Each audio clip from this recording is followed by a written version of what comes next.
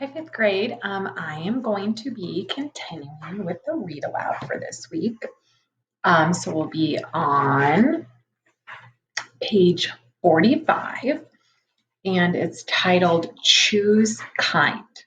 Okay, so here we go. I'm just really excited to read. Sorry. There was a lot of shuffling around when the bell rang, and everybody got up to leave. I checked my schedule, and it said my next class was English room 321. I didn't stop to see if anyone else from my homeroom was going my way. I just zoomed out of the class and down the hall and sat down as far from the front as possible. The teacher, a really tall man with a yellow beard, was writing on the chalkboard. Kids came in laughing and talking in little groups, but I didn't look up. Basically, the same thing that happened in homeroom happened again. No one sat next to me except for Jack, who was joking around with some kids who weren't in our homeroom. I could tell Jack was the kind of kid other kids like. He had a lot of friends. He made people laugh. When the second bell rang, everyone got quiet, and the teacher turned around and faced us. He said his name was Mr. Brown, and then he started talking about what we would be doing this semester. At a certain point, somewhere between A Wrinkle in Time, I know some of you have been reading that, and Shen of the Sea, he noticed me but kept right on talking. I was mostly doodling in my notebook while he talked, but every once in a while I would sneak a look at the other students. Charlotte was in this class. So were Julian and Henry. Miles wasn't. Mr. Brown had written on the chalkboard in big block letters, Precepт.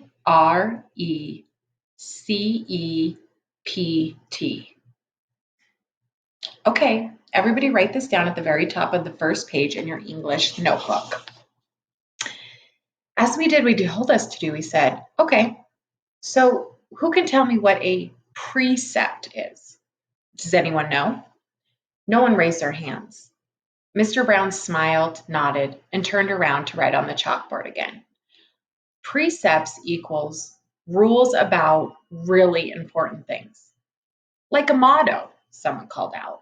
Like a motto, said Mr. Brown, nodding as he continued writing on the board. Like a famous quote. Like a line from a fortune cookie. Any saying or ground rule that can motivate you. Basically, a precept is anything that helps guide us when making decisions about really important things. He wrote all that on the chalkboard and then turned around and faced us.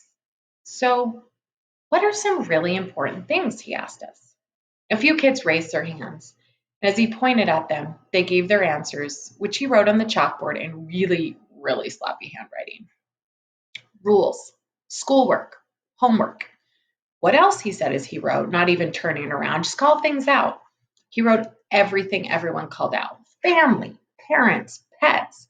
One girl called out the environment. He wrote on the chalkboard and added our world. Sharks, because they ate dead things in the ocean, said one of the boys, a kid named Reed, and Mr. Brown wrote down that. Sharks. Bees, seatbelts, recycling, friends. Okay, said Mr. Brown, writing all those things down. He turned around when he finished writing to face us. But no one named the most important thing of all. We all look at him, out of ideas. God, said one kid, and I could tell that even though Mr. Brown wrote God down, that wasn't the answer he was looking for. Without saying anything else, he wrote down who we are. Who we are, he said, underlining each word as he said it. Who we are, us, right? What kind of people are we? What kind of person are you? Isn't that the most important thing of all? Isn't that the kind of question we should be asking ourselves all the time? What kind of person am I? Did anyone happen to notice the plaque next to the door of this school? Anyone read what it says? Anyone? He looked around, but no one knew the answer. It says, know thyself, he said, smiling and nodding. And learning who you are is what we're here to do. I thought we were here to learn English, Jack cracked, which made everyone laugh. Oh yeah, and that too, Mr. Brown answered, which I thought was very cool of him. He turned around and wrote in big, huge block letters that spread all the way across the chalkboard, Mr. Brown's September precept. When given the choice between being right or being kind, choose kind. Okay, so everybody, he said, facing us again, I want you to start a brand new section in your notebooks and call it Mr. Brown's Precepts. He kept talking as we did what he was telling us to do. Put today's date at the top of the first page, and from now on, at the beginning of every month, I'm going to write a new Mr. Brown precept on the chalkboard. You're going to write it down in your notebook. Then we're going to discuss that precept and what it means. And at the end of the month, you're going to write an essay about it, about what it means to you. So by the end of the year, you'll all have your own list of precepts to take away with you. Over the summer, I ask all my students to come up with their own very personal precept. Write it on a postcard and mail it to me wherever you go on your summer vacation. People really do that? Said one girl whose name I didn't know. Oh yeah, he answered, people really do that. I've had students send me precepts years after they've graduated from the school. Actually, it's pretty amazing. He paused and stroked his beard. But anyway, next summer seems like a long way off. I know, he joked, which made us laugh. So everybody relax a bit while I take attendance. And then when we're finished with that, I'll start telling you about all the fun stuff we're going to be doing this year in English. He pointed to Jack when he said that, which was also funny, so we all laughed at that. As I wrote down Mr. Brown's September precept, I suddenly realized that I was going to like school, no matter what. Okay, so the next chapter we're going to read is lunch. Okay. Via had warned me about lunch in middle school, so I guess I should have known it would be hard. I just hadn't expected it to be this hard. Basically, all the kids from all the fifth grade classes poured into the cafeteria at the same time, talking loudly and bumping into one another while they ran to different tables. One of the lunchroom teachers said something about no seat saving allowed, but I didn't know what she meant, and maybe no one else did either because just about everybody was saving seats for their friends. I tried to sit down at one table, but the kid in the next chair said, "Oh, sorry, but somebody else is sitting here." So I moved to an empty table and just waited for everyone to finish stampeding and the lunchroom teacher to tell us what to do next. As she started telling us cafeteria rules, I looked around to see where Jack Will was sitting, but I didn't see him on my side of the room.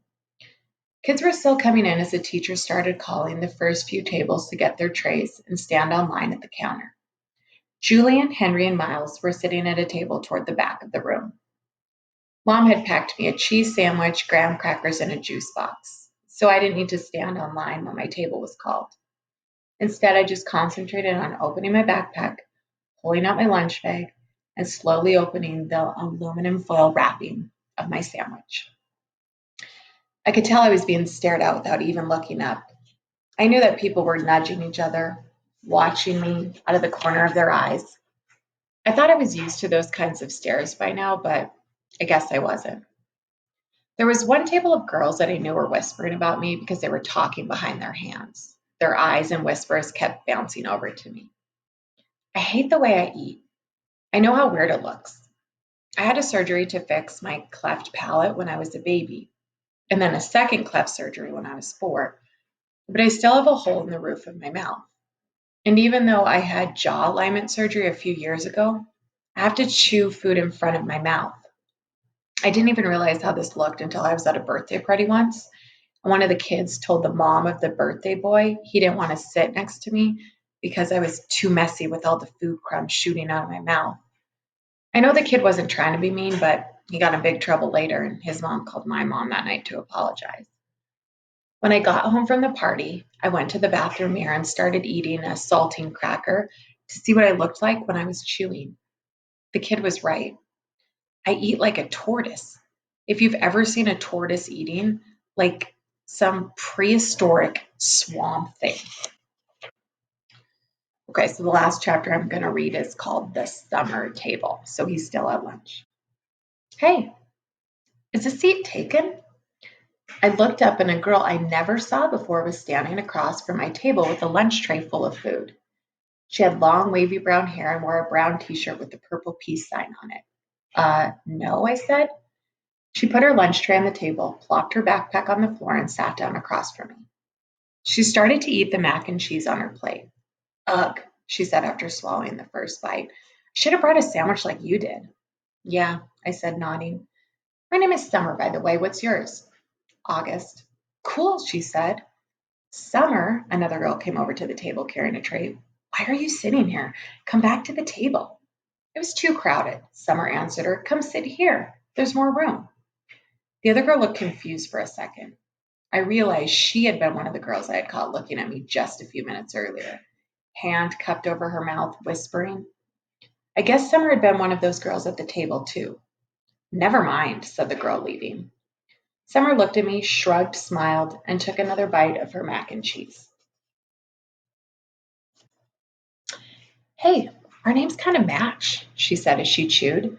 I guess she could tell I didn't know what she meant. Summer, August, she said, smiling, her eyes open wide as she waited for me to get it. Oh, yeah, I said after a second. We can make this the summer only lunch table, she said. Only kids with summer names can sit here. Let's see, is there anyone here named June or July? There's a Maya, I said. Technically, May is spring, Summer answered, but if she wanted to sit here, we can make an exception. She said it as if she'd actually thought the whole thing through. There's Julian. That's like the name Julia, which comes from July. I didn't say anything. There's a kid named Reed in my English class, I said. Yeah, I know Reed, but how is Reed a summer name? She asked. I don't know, I shrugged. I just pictured like a reed of grass being the summer thing. Yeah, okay. She nodded, pulling out her notebook. And Miss Petosa could sit here too. That kind of sounds like the word pedal, which I think of as a summer thing too. I have her for homeroom, I said. I have her for math, she answered, making a face. She started writing the list of names on the second to last page of her notebook. So who else? She said. By the end of lunch, we had come up with a whole list of names of kids and teachers who could sit at our table if they wanted. Most of the names weren't actually summer names. They were names that had some kind of connection to summer. I even found a way of making Jack Wells' name work by pointing out that you could turn his name into a sentence about summer, like, Jack will go to the beach, which Summer agreed worked fine. But if someone doesn't have a summer name and wants to sit with us, she said very seriously, we'll still let them if they're nice, okay? Okay, I nodded. Even if it's a winter name? Cool beans, she answered, giving me a thumbs up. Summer looked like her name. She had a tan, and her eyes were green like a leaf. So, kind of seems like maybe you found a friend. Hopefully, she's genuine. So, I'm going to stop there and let Mr. Thayer continue. So, I'll see you guys next time.